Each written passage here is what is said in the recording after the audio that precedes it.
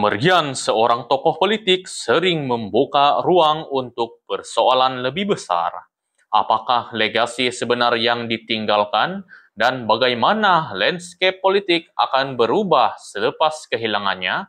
Inilah persoalan yang kini berlegar setelah Bung Mokhtar Radin, antara figura paling lantang dalam politik Sabah, menghembuskan nafas terakhir. Salam sejahtera. Kembali lagi di channel Arena Rakyat, tempat isu jadi bualan.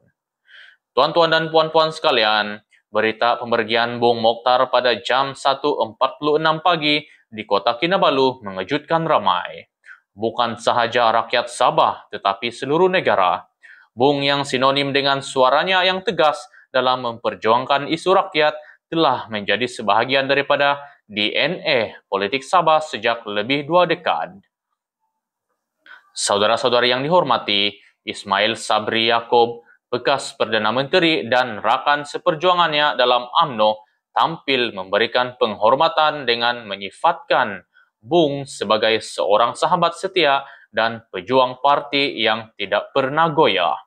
Malah Ismail mengingatkan kembali bagaimana Bung tetap teguh bersama UMNO ketika ramai memilih meninggalkan parti selepas PRU 14. Hadirin yang budiman, kesetiaan yang disebut ini bukan satu perkara kecil dalam politik Malaysia. Lebih-lebih lagi ketika UMNO berdepan saat paling sukar dalam sejarahnya. Bung kekal di Medan, tetap mengemudi UMNO Sabah dan menjadi suara penting dalam barisan nasional di negeri itu. Rakan-rakan penonton, daripada Parlimen Kinabatangan sejak 1999 sehinggalah kerusi Dun Lamag sejak 2020, Bung bukan sahaja seorang pemimpin politik tetapi seorang penyambung suara rakyat di kawasan luar bandar Sabah. Keupayaannya mempertahankan kawasan itu selama 6 penggal menunjukkan pengaruhnya yang unik dalam politik tempatan. Saudara-saudari sekalian, namun seperti mana tokoh besar lain, Bung juga sering menjadi perhatian media. Ada ketika dipuji, ada ketika dikritik. Tetapi tidak dapat dinafikan beliau adalah pemimpin yang lantang. Dan kerana kelantangannya itulah penghormatan yang diberikan oleh Ismail Sabri hari ini membawa makna politik yang besar. Tuan-tuan dan puan-puan sekalian, persoalan kini timbul.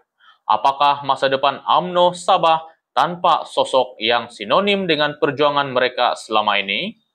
Siapakah tokoh yang bakal mengisi kekosongan kepimpinan yang cukup kritikal ini?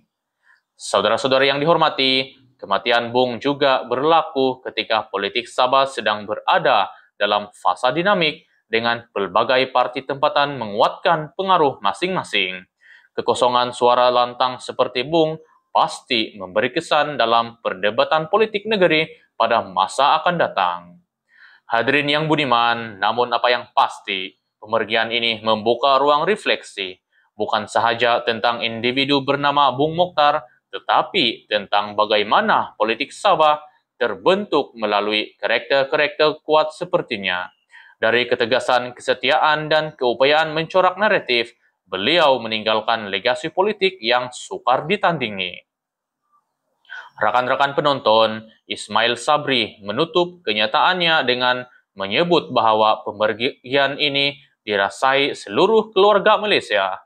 Walaupun frasa itu sering dikritik sebagai retorik politik, dalam konteks ini ia membawa maksud lebih besar.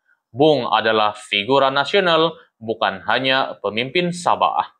Saudara-saudari sekalian, akhirnya, apakah makna sebenar pemergian seorang tokoh seperti Bung kepada masa depan politik Sabah dan UMNO?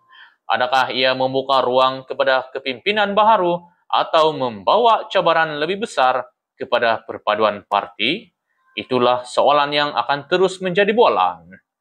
Jadi pemergian seorang tokoh besar sentiasa meninggalkan lebih banyak persoalan berbanding jawapan.